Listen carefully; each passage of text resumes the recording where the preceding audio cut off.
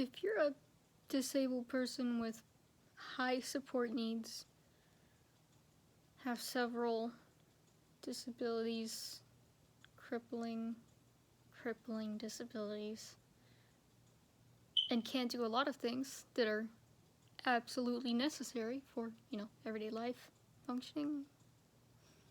I live alone and I can't do laundry.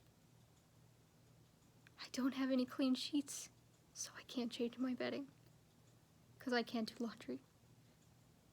There's only one laundry unit in this entire apartment complex. There are like 2 machines for the whole complex. And it's all the way across the complex, and I just can't walk that far with clothes, do all of those steps, walk that much, and be around other people, be potentially seen by them. I just literally no aspect of that is possible for me to do. I can barely ever get my mail. I don't think I've gotten it since April, since like late April, and now it's mid-November. And I just got an email from my apartments yesterday saying, your mailbox is full. Like, the mail carrier told me to tell you, your mailbox is full. You need to get all the mail out of it. Otherwise, it's gonna be sent back to the post office. I don't know what that means, but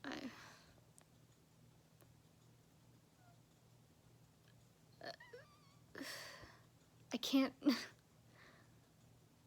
can't shower, except I usually only ever end up showering once every like 5 months at this point. Last time I showered, as of now, is July 7th. It's mid-November. I don't see myself being able to shower anytime soon. It's too much. Especially since insurance just ended my treatment. Just 'cause. I'd be doing a lot worse. So like,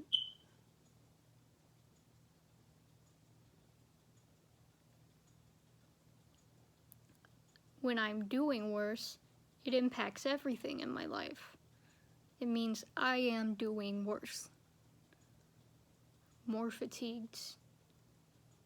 Not quite eating as much. Not able to function as much. Like,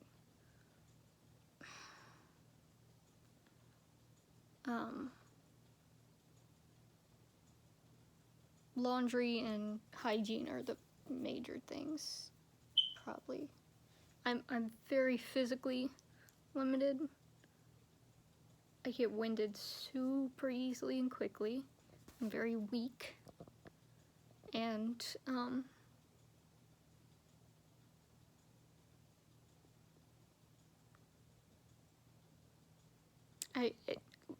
I also just like struggle getting myself to initiate any kind of movement. Very, very occasionally there are moments where I'm like walking around a little bit, around my tiny apartment, that is. I never take walks outside, or even go outside except to open my door to get groceries that are delivered right to my door, because I can't go to the store. I cannot go out anywhere. I don't have people who could drive me, and I can't pay for that. Even if I could, like, even if I had the ability to go out and go to stores and stuff, I can't. I can't even afford it. I can't get myself to go to medical things either, or government offices, anything, literally anything. Even though medical appointments would theoretically be covered by insurance, like the drives there, I could get a ride for free. I can't drive, don't have a license, don't have a car. I'm pretty sure that's just never gonna happen at this point, ever.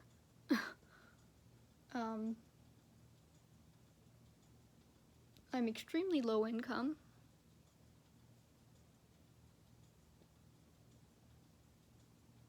I get paid less than half of like the minimum wage per month. And now that I renewed my lease for another year recently, and they upped the rent $75, and I can't move out. I just can't do that right now for so many reasons. Yeah, so after rent, $75 increase, $20 fee just to pay rent. Literally. It's super fucked up. I've tried to talk to them about it. No. $20 to pay rent. This isn't any extra fee other than using the online service.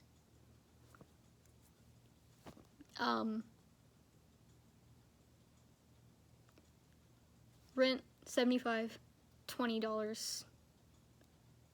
Usually they're like $50 and just like bills and stuff, like the bills added on to all of those prices. You pay it in one big sum. That's over the amount that I make now. Like the amount that I receive from the government per month.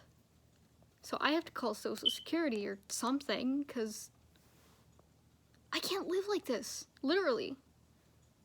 There's a little bit of extra money in the card account I receive benefits on and pay rent with. There's a little bit extra so that maybe for like a few more months or something, the extra bit that I am lacking can be added onto it. But I can't get myself to call places either, really, or do research, or also literally like anything with Social Security, it seems like, oh, you can do stuff online now. No, it literally always just routes back to call us during business hours, or, oh, actually you can request a callback. That's super convenient, right? It doesn't work. It says there's an error, like this service is not available. Not even during business hours. I can't contact Social Security unless I get on the phone, and probably gonna be like 45 minutes minimum before I actually speak to a human or speak to the person I need to speak to about whatever. That's excruciating. Mentally, emotionally, it's excruciating, and I just can't get myself to do it. Like, it takes too much of a toll. I break down in that time. I can't do that. I don't have anyone nearby who could be supports.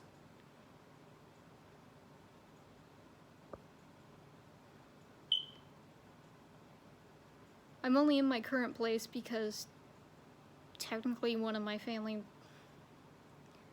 members is listed as an occupant, and so the rent requirements, the income requirements are based on his income, and he's like has a normal job.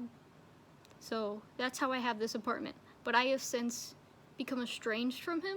I've distanced myself from him for very legitimate reasons. So that's how I'm able to afford this, but I can't, like, I don't have help from anyone. I need help. The first step, I feel, I need to get back into treatment, which was virtual, like, basically therapy stuff, psychiatry, because, you know, I take meds. I need them to be managed and refilled.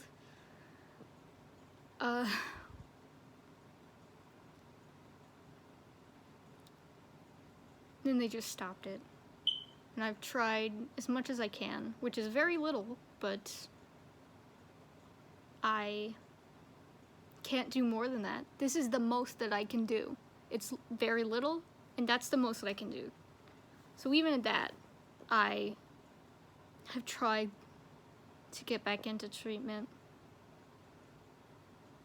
No. Back and forth calls. No.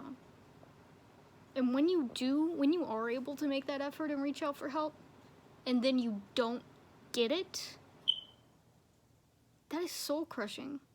You can't just try again. That's not how my brain works. I can't just do things. No. In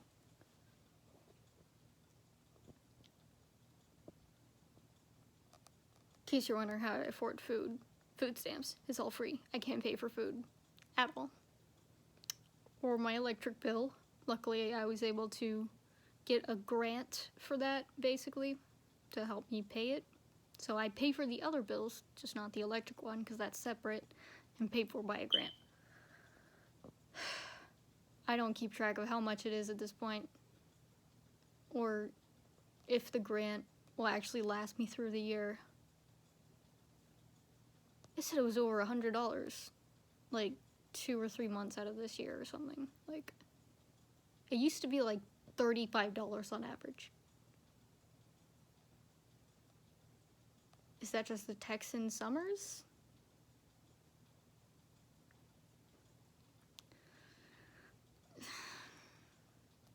Like, if you're severely disabled, if you need a lot of help, if you have very high support needs, and you just don't have help at all, do you just, like, die? Do I just die?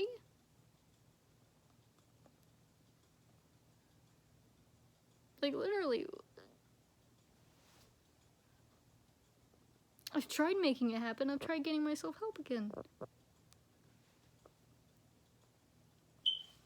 Guess I'll die. You know that meme of the old guy in the, like, red sweater? Guess I'll die. Like,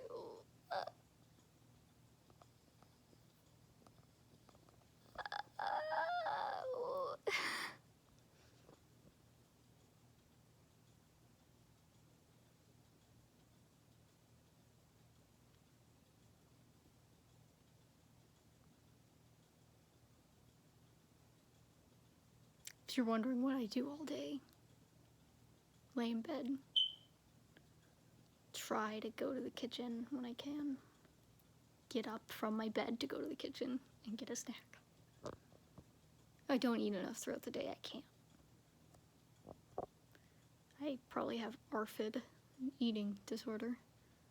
That's not the same as anorexia or bulimia. It's very common in autistic people, unfortunately, and other history, whatever. I just stay in bed. I talk to my friend. Usually stay on, like, phone calls with them for a really long time. Even if we're just not talking for, like, hours at a time. Like, just, we mute and both go to sleep or something. Or just do whatever. It's nice. So I do that. We like to watch TV and shows together sometimes, but it's a bit difficult to find moments where we both are up to doing that and watching the specific things we want to watch. Like, times where we're able to watch stuff and agree on what to watch. It's not, like, that difficult, but it's still, like, maybe once per day. Maybe. Not even that. So, we're in similar situations, so they also have more free time than the average person. And besides that, I try to go on YouTube, but the amount of stimulation I actually get from that is decreasing by the day, or what, from YouTube, so I just scroll through stuff, don't find much. Maybe I try to watch some videos, but I have to leave them like a minute into them. I just can't keep watching. Not because they're like horrible videos. I just can't get myself to actually be stimulated by that anymore.